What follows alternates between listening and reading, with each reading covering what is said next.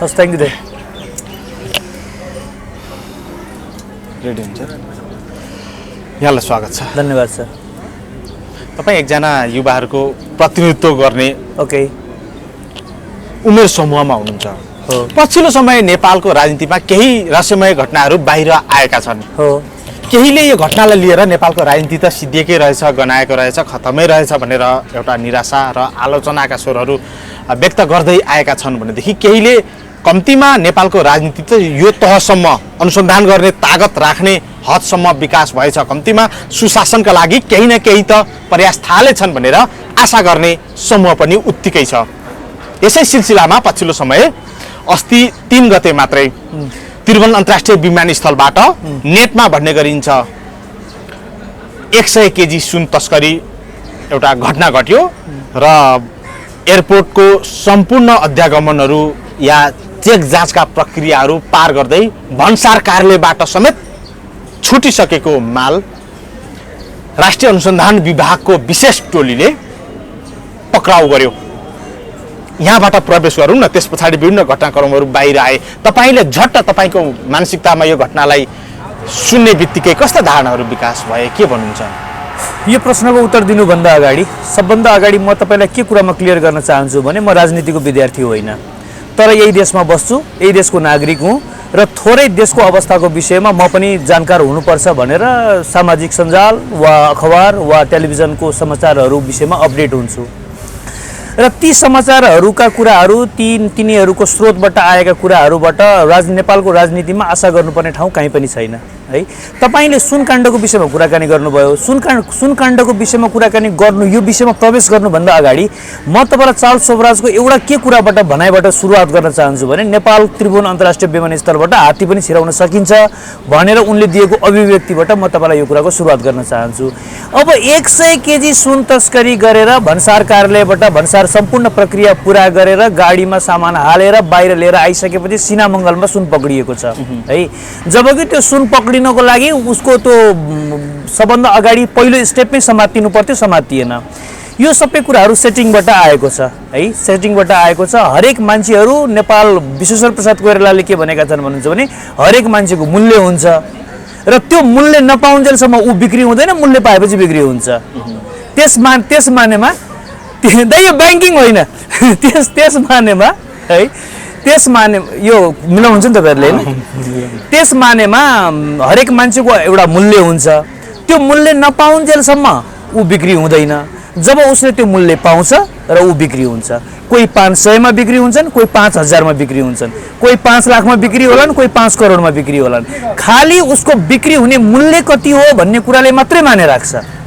है त्यसकारणले गर्दा यो 100 केजी को सुनकाण्डमा पनि तमाम मान्छेहरू बिग्दै आए र सुन सिनामङ्गलसम्म आइपुग्यो अब एउटा यस्तो तह र तबकाको ठाउँमा पुग्यो जहाँनेरि उनले बेच्न खोजेको मूल्यमा क्रेताले किन्न सकेन र सुन समातियो यो अरु केही पनि होइन एउटा कुरा अब अर्को कुरा अब 100 केजी सुन नेपालको त्रिभुवन अन्तर्राष्ट्रिय विमानस्थलबाट बाहिरी राखेको छ अब यसमा अर्थ मन्त्रालयको सचिवको संलग्नता छ कि छैन अर्थमन्त्रीको संलग्नता छ कि छैन गृह हेर्ने गृह सचिवको संलग्नता छ कि छैन गृह मन्त्रीको संलग्नता छ कि छैन त्यसमा स्वयं प्रधानमन्त्रीको संलग्नता नभइकन यत्रो सुनहरू कसरी बाहिर निस्कियो होला यो एउटा अर्को प्रश्न हुन सक्छ एक नम्बर कुरामा दुई नम्बर कुरामा के छ भन्नुहुन्छ भने हामी त्यस्ता देशका नागरिक हौं जसले कुनै पनि निर्णय आफ्नो स्वविवेकले गर्न सक्दैन या अझ तपाईलाई अब मैले एकदमै तल ओर्लेर भन्नु पर्दाखेरि कुनै एउटा महत्त्वपूर्ण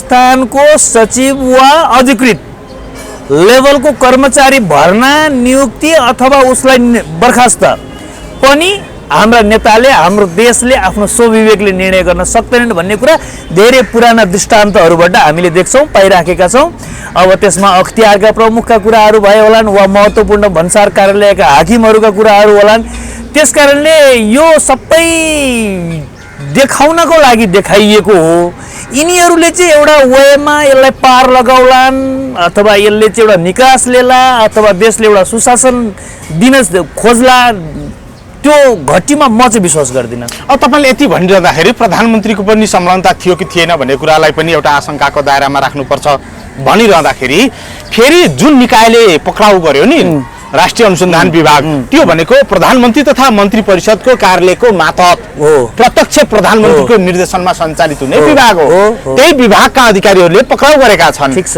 यसकारण प्रधानमन्त्रीको चाहिँ कहीँ कतै यो पक्राउमा उनको निष्ठावान भूमिका थियो भनेर आश गर्न चाहिँ सकिँदैन। सकिन्छ, किन नसकिनु। मैले प्रधानमन्त्री वा गृहमन्त्रीको संलग्नता छ भनेको होइन। मैले तपाईँलाई सुरुमै पनि निवेदन गरिसकेको छु, म राजनीतिको विद्यार्थी होइन।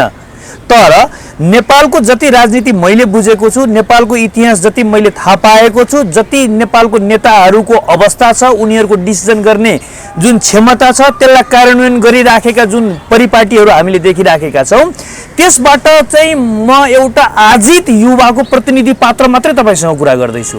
तपाईँले यसलाई यसरी बुझिदिनुहोस्। त्यसकारणले यसमा गृहमन्त्रीको संलग्नता हुनैपर्छ वा प्रधानमन्त्रीको संलग्नता हुनैपर्छ, मैले त्यो भनेको होइन। तर यदि गृहमन्त्रीको संलग्नता नभइकन 100 किलो सुन त्रिभुवन अन्तर्राष्ट्रिय विमानस्थलबाट बाहिर निस्किएला, के यो कुरा एउटा सामान्य मान्छेले पत्याउने कुरा हो? त्यसो भए गृहमन्त्रीको साथ र समर्थन हुँदैन थियो भनेदेखि पक्राउ गर्ने पुलिस पनि त खटिँदैन थियो होला। प्रधानमन्त्रीको साथ र समर्थन नहुने हो भने पक्राउ गर्नलाई पनि जाँदैन थियो होला भन्न सक्ने आधार छ। मसँग तपाईँको प्रश्न, तपाईँले जुन प्रश्न सोध्नु भएको छ त्यसको मैले भनेको उत्तरको प्रमाण तपाईँले मसँग माग्नुभयो भने म प्रमाण दिन सक्दिनँ। तर हिजो एकजना मेरो मित्रले मलाई के भन्दै थियो भने यो 100 केजीको सुनकाण्ड चाहिँ गृहमन्त्रीलाई राजीनामा गर्नलाई बाध्य बनाउनको लागि रचिएको प्रपञ्च मात्रै हो है। म मेरो साथीको भनाइलाई तपाईँसँग सापट लिँदैछु। यो 100 गृहमन्त्रीको राजीनामा गराउनको लागि चाहिँ गरिएको प्रपञ्च मात्रै हो, किनभने यी गृहमन्त्रीले नक्कली भुटानी शरणार्थी प्रकरणको केस निकालेका छन् र त्यो केसमा आर्जु देउवाको पनि संलग्नताको विषयमा कुराहरू उठिराखेको छ, अडियो त प्रमाणित भइसकेको छ। भनेपछि जबसम्म यी गृहमन्त्री रहन्छन् तबसम्म आर्जु देउवा सुरक्षित छैनन् र आर्जु देउवा सुरक्षित गराउनको लागि के गर्ने त भन्दाखेरि उसको संलग्नतामा यो 100 केजी सुन वा गृहमन्त्री भएको नैतिक दबाब दिएर उसलाई चाहिँ राजीनामा गर्नलाई बाध्य बनाउने र आर्जु देउवालाई सुरक्षित गराउनको लागि शेरबहादुर देउवाबाट रचिएको प्रपञ्च मात्रै हो। उसले यो कुरा कति कहाँबाट बुझ्यो, के बुझ्यो, आई डोन्ट नो, मलाई थाहा छैन। त्यसो भएदेखि नेकपा एमाले गृहमन्त्रीको राजीनामाको माग राख्दै सुन प्रकरण जुन छ यो गिरफ्तारी प्रकरण यसको विरोध गर्दै विशाल राके जुलुस निकाल्यो, संसद अवरोध गर्यो गृहमन्त्रीको राजीनामा नआएसम्म खुल्दैन भनेर। अनि एमाले चाहिँ किन साथ दियो त त्यो काङ्ग्रेसलाई सहयोग पुग्ने गरी भूमिका खेलेर? म तपाईँलाई फेरि पनि अनुरोध गर्छु, म राजनीतिको त्यो तहमा पुगेर तपाईँसँग कुरा गर्न सक्दिनँ वा मेरो क्षेत्र होइन। के हो त? म मात्रै मेरो दृष्टिकोणमा के भन्छु भन्नुहुन्छ भने हाम्रो नेपाल भनेको सत्यले सरापेको देश हो। यहाँ कहिल्यै पनि राम्रो हुन सक्दैन।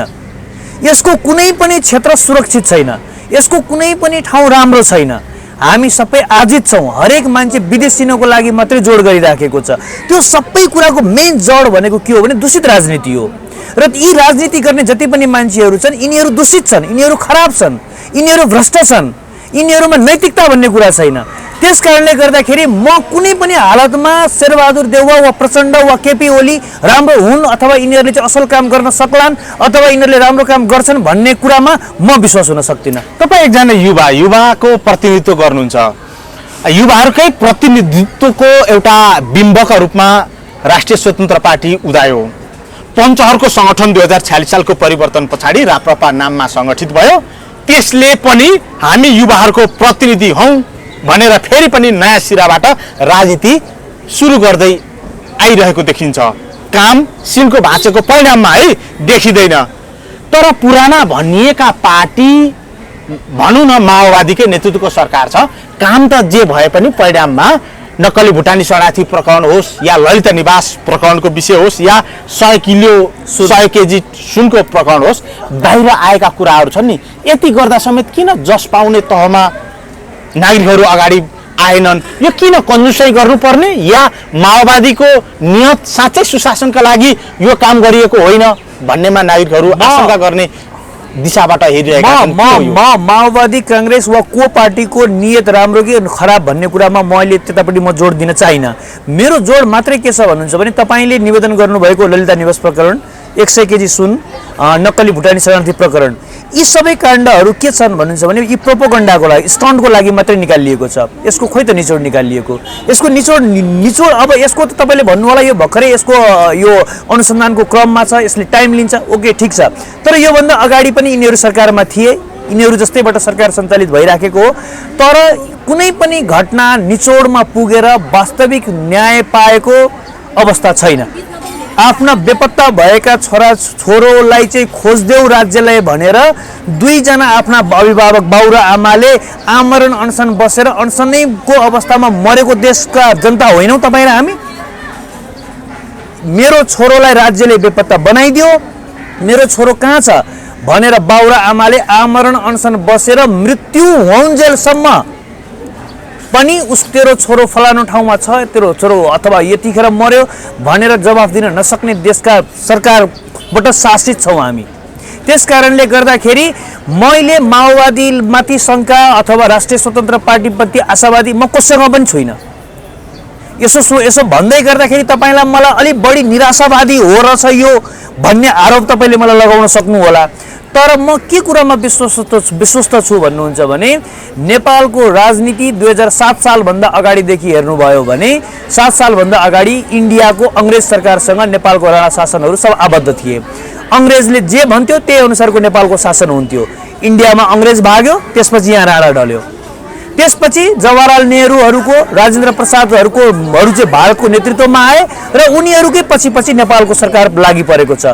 इभन अहिलेसम्म हेर्नुहुन्छ भने भारतको सरकारले नेपालमा माइक्रो स्टडी, सूक्ष्म निगरानी, एकदमै सानोभन्दा सानो घटनाहरूलाई उनीहरूले माइक्रो स्टडी गरिराखेको छन् भनेर विभिन्न घटनाक्रमहरूको दृष्टान्त हेरेर, विभिन्न प्रतिवेदनहरू हेरेर, विभिन्न राजनीतिज्ञ कर्मीहरूले लेखेका किताबहरूको रिफरेन्स लिएर त्यो कुरा त भन्न सक्छौ नि। भनेपछि यतापट्टि चीन, उतापट्टि भारत, यतापट्टि अमेरिका, यी सबैहरूको गोलमोटलमा हाम्रो नेपाल परेको छ र हाम्रा नेपालहरूसँग त्यो लेभलको निर्णय गर्न सक्ने, हाम्रा नेताहरूसँग त्यो खालको दूरदर्शिता, त्यो खालको भिजन र त्यसलाई इम्प्लिमेन्ट गर्न सक्लान् र होला घटीमा म चाहिँ विश्वास गर्न सक्दिनँ। यो निराशामै यो पुस्ता सिद्धिन्छ या आशा गर्न लायक केही देखिएको छ अन्तिममा, के भन्नुहुन्छ? अब हरेक कालो बादलको छेउमा चाँदीको घेरा हुन्छ भन्ने विश्वव्यापी मान्यता छ। हामी आशा गरौँ त्यस्तो कोही एउटा पुस्ता जन्मिएला जसले चाहिँ यो नेपालको कालो बादललाई फाल्ला, अनि म जस्ता युवाहरूले चाहिँ बाहिर जान नपरेको अथवा देशमै बसेको कारणले गर्दाखेरि गौरव गर्ने महसुस ठाउँ, मैले मेरा श्रीमती, मेरा छोराछोरी, मेरा बाउआमालाई आरामसँग पाल्न सक्ने वातावरण, ढुक्कसँग हिँड्न सक्ने अवस्थाको आओस्, म तपाईँ हामी सबैजना त्यो कामना गरौँ। तर म भन्दछु यो पृथ्वी रहन्जेलसम्म नेपालमा त्यो हुँदैन, अस्थिर यसै गरी गरिरहन्छ। यो जबसम्म यो पृथ्वी रहन्जेलसम्म केही दशक भन्दै हुनुहुन्छ नो जबसम्म यो निराशावादी कुरा भयो। तपाईँलाई लाग्छ म निराशावादी हुँ भन्ने, तर यो निराशावादी तपाईँसँग अहिले कुरा गर्दा गर्दै 10 मिनटको दौरानमा बनेको निराशावादी होइन। यो मैले नेपाल राज्यको उत्पत्ति भएदेखिको कुरा मेरो विवेकले तपाईँको कुरासँग म सहमत। भन्छ हाम्रो छिमेकी राष्ट्र इन्डिया जसरी उसको भौगोलिक घेराबन्दी छ नेपालमाथि, कारक त्यही हो। कोही एउटा म अघि तपाईँले पार्टीसँग जोड दिनुभएको थियो, अब तपाईँ भारतसँग जोड दिँदै हुनुहुन्छ है। म कोही व्यक्तिलाई अथवा कोही राज्यलाई अथवा कोही देशलाई कारण त केही त हो। कारण भनेको हाम्रो देशमा राजनीति गर्ने जो कमान्डर हुन्, देश चलाउने सबभन्दा ठुलो मेकानिजम, संसार चलाउने, ब्रह्माण्ड चलाउने सबभन्दा ठुलो मेकानिजम भनेको राजनीति हो। नीतिहरूमा सबभन्दा प्रधान भएको कारणले गर्दा त्यो राजनीति भएको हो। तर त्यो राजनीति कमान्ड गर्ने हाम्रा कमान्डरहरू, हाम्रा नेताहरू बुद्धिहीन, विवेकहीन, भ्रष्ट, नैतिकता नभएका र खराब मान्छेहरू मात्रै तिनीहरू छन् र तिनीहरूले मेकानिजम पनि यस्तो गरी बनाइदिएका छन् कि त्योभन्दा बाहेक तेस्रो मान्छे आउनै सक्दैन। चाहे त्यो निर्वाचन प्रणालीबाट भन्नुहोस्, चाहे त्यो मनोनितबाट भन्नुहोस्, या कुनै युद्धबाट भन्नुहोस्, हरेकतिरबाट जताबाट घुमाए पनि आउने प्रतिनिधि अनुहारको रूप फरक होला तर प्रवृत्ति त्यही आउँछ। त्यस कारणले गर्दाखेरि म चरम निराशावादी तपाईँले भन्नुभएको छ, तर म त्यसलाई सत्य कुरा भन्छु, यो ब्रह्माण्डमा पृथ्वी रहउन्जेलसम्म नेपाल भन्ने देश समुन्नत हुन सक्दैन। अब अन्तिममा विकल्प दिनुहोस् न, अहिले मैदानमा रहेका राजनीतिक पार्टीहरू जो छन् तिनीहरूको विकल्प भनेको राजतन्त्र हो, त्यसको एजेन्डा बोक्ने राप्रपा, ज्ञानेन्द्र शाही त्यसका प्रवक्ता, तपाईँ त्यसतर्फ चाहिँ कतिको आशावादी हुनुहुन्छ? डेमोक्रेसी, प्रजातन्त्र, संसारमा प्रजातन्त्र भन्दा सुन्दर अभ्यास केही पनि छैन संसारमै भनेको ब्रह्माण्डमा डेमोक्रेसी सबैभन्दा उत्कृष्ट शासन पद्धति हो। म 1 मिनट तपाईँलाई रोक्न खोजेँ। भगवान कृष्णले के भनेका थिए भन्नुहुन्छ भने, जब शान्तिका दूत भएर भगवान कृष्ण दुर्योधनको दरबारमा धृतराष्ट्रको दरबारमा पुगेका थिए, त्यतिखेर अघिल्लो दिन बेलुका विदुरले उनलाई के भने दुर्योधनले आज भोलि तपाईँलाई सभामा बन्दी बनाउन खोज्दैछ। मैले यो प्रजातन्त्रको विषयमा तपाईँसँग कुरा गर्न खोज्दैछु है। विदुरले कृष्णलाई के जानकारी गरायो भने, भोलि दरबारमा तपाईँलाई दुर्योधनले बन्दी बनाउने कोसिस गर्दैछ, तपाईँ सतर्क रहनु होला भनेर कृष्णलाई उनले पूर्व जानकारी दिए। अनि कृष्णले के भने भन्नुहुन्छ भने, दुर्योधन जस्ता 100 जति राजा आएर म माथि आक्रमण गरे भने पनि मलाई केही गर्नेवाला छैन, मलाई केही पनि हुँदैन। म त्यस्ता दुर्योधनहरू जस्तासँग रिसाउँदिनँ, म जनमतसँग रिसाउँछु। त्यो हो प्रजातन्त्र। प्रजातन्त्र शक्तिसँग रिसाउँदैन, प्रजातन्त्र जनताको मतसँग डराउँछ। तपाईकै उमेर समूहका व्यक्तिहरूको समर्थन हामीमाथि छ भनेर ज्ञानेन्द्र शाहीले भन्नु पछाडि त्यसमा कुनै आधार छैन? आधार छ, किन छैन? आधार नभएको भए चुनाव कसरी जित्थे? संसदमा प्रतिनिधित्व के गरी हुन्थ्यो? मैले जे बोल्दैछु त्यो सबै जनताले बुझेको कुरा यही हो, अन्तिम सत्य यही हो भन्ने कुरा हुँदैन संसारमा केही पनि। हरेक मान्छेले बुझेको कुरा सत्य छ, तर त्यसलाई विज्ञानले कति प्रमाणित गर्न सक्छ भन्ने कुरा अर्को कुरा होला है। अब प्रजातन्त्रको विकल्प राज संस्था वा एउटा व्यक्ति अथवा कोही एउटा समूह, त्यो हुन त सक्दैन। त्यो कुरामा त म सहमतमा आउनै सक्दिनँ। अब नेपाली जनताको एउटा चेतना, सोचको एउटा चरित्रका रूपमा अन्त्यमा भनिदिनुहोस्, कारण के हो? राप्रपाले गरेको मनन योग्य केही पनि छैन अहिलेसम्म है। अहिलेसम्म मनन गर्नको लागि काङ्ग्रेस र एमालेलाई राप्रपाले अहिले पनि विरोधी शक्ति या देश सिद्ध्याउने शक्तिका रूपमा व्याख्या गर्छ। तर टनकपुर सन्धिलाई विकास गर्दै एकीकृत महाकाली सन्धि जो गरियो, नेपाली काङ्ग्रेसको नेतृत्वको सरकार थियो, राप्रपा त्यसको सारथी थियो र महत्त्वपूर्ण निर्णायक मन्त्रालय राप्रपासँग थियो, एमाले प्रतिपक्षमा थियो। यी तीनवटै शक्ति मिलेर इन्डियालाई माथि पार्ने गरी कालापानी लिपुलेख लिम्पियाधुरामाथि इन्डियाको हाबी र दबदबालाई स्थापित गर्ने गरी हरकत गरियो। तर यही घटनासँग जोडेर राप्रपा आफूलाई राष्ट्रवादी भन्छ, अरूलाई देशद्रोही देख्छ। अनि अरूले गरेको केही राम्रा भेटिए पनि उसलाई जस दिन तयार छैन, तर आफूसँग भएको राम्रो कुरा पनि देखाउन सकेको छैन, तर पनि उसका पक्षमा जनमत केही हदसम्म देखिन्छ। यतिको तपाईको प्रश्न कारण के हो? तपाईको प्रश्नको विषयमा म थोरै अलिकति तपाईको सुरुदेखिको प्रश्नको मैले भूमिका बाँध्न खोजेँ। तपाईँ एउटा पार्टी, एउटा व्यक्ति, एउटा देशको विषयमा मलाई स्ट्रेस दिँदै हुनुहुन्छ। तपाईँले कहिले मलाई गृहमन्त्रीको वा प्रधानमन्त्रीको विषयमा स्ट्रेस दिनुभयो, कहिले तपाईँले मसँग भारतको विषयमा स्ट्रेस दिनुभयो, अहिले तपाईँ मसँग माओवादी अथवा राप्रपा अथवा ब्ला ब्ला कसको बारेमा स्ट्रेस दिनुहुन्छ। मैले यो एउटा कुनै पार्टी, एउटा कुनै पर्टिकुलर व्यक्ति अथवा एउटा देशको विषयमा मेरो समस्या त्यो होइन। तपाईले भन्नुभयो त राजनीति भनेको नीतिहरूको पनि प्रधान हो। यस हो। अनि त्यो राजनीतिको एउटा अवयव होइन। अनि म के भन्दैछु भने, जुन राजनीति भनेर तपाईले प्रधान भनेर तपाईले स्वीकार गर्नुभएको छ, मेरो कुरामा सहमतिमा आउनु भएको छ, त्यो राजनीतिलाई कमान्ड गर्ने जुन हाम्रा नेता छन् नि, मैले तपाईलाई भने 10 जना नेताको नाम लिनुहोस् भने तपाईले लिने जो 10 जना नेता छन् नि, मैले तपाईलाई प्रश्न सोधेँ, नेपालमा तपाईले नामले चिनेको, तपाईलाई उसले चिन्नु पर्दैन त मात्रै तपाईले चिनेको 10 जना नेताको नाम भन्नुहोस् त भनेर मैले भन्दाखेरि तपाईँ र मैले अम्ला भाँचेर अहिले 10 जना जो मान्छे पुर्याउँछौँ, यी 10 जना मान्छे भ्रष्ट, खराब, नैतिकहीन, यिनीहरू नेपालको दुर्भाग्य हुन्। ती 10 जना 11 जना पनि होइन, जम्मा 10 जना। जो 10 जना तपाईँ र म भएर गन मैले पुर्याउँ 10 जना। एकैलाई पुर्याइदिउँ न। ल तपाईँ पनि स्टार्ट गर्नुहोस् त, कसलाई चिन्नुहुन्छ तपाईँ 10 जना नेता? भन्नुहोस् त। शेरबहादुर देउवा, केपी शर्मा ओली, प्रचण्ड, बाबुराम भट्टराई, राजेन्द्र महतो, त्यसपछि अरू तपाईँ अरू भन्नुहोस् 10 जना अरू छैनन्? छन्, किन नहुनु? राजेन्द्र लिङ्गदेन, त्यसपछि अर्को एकजना हुन्छ नि यहाँ हाम्रो मधेसबाट उपेन्द्र यादव, प्रकाश चन्द्र लोहनी, कमल थापा, रवि लामिछाने के हुन्? रवि लामिछाने पनि हालिदिनुहोस्। रवि लामिछाने ओके, मलाई व्यक्तिले केही फरक पर्दैन। म त गगन थापालाई हाल्न खोज्दै थिएँ, तपाईँ रवि लामिछानेलाई भनिदिनु भयो। 11 मा पुर्याउनु न त त्यसो। नै, म 10 जना मात्रै भन्छु, 11 चाहिँदैन। यी 10 जना हुन् दुर्भाग्य नेपालको। हस्, व्यस्तका बावजुद थ्याङ्क यू भेरी मच भयो। यहाँलाई धेरै धेरै धन्यवाद। सरको नाम के भन्नु? म ईश्वर तिमल सिन्हा। छोडेको हो क्या हो?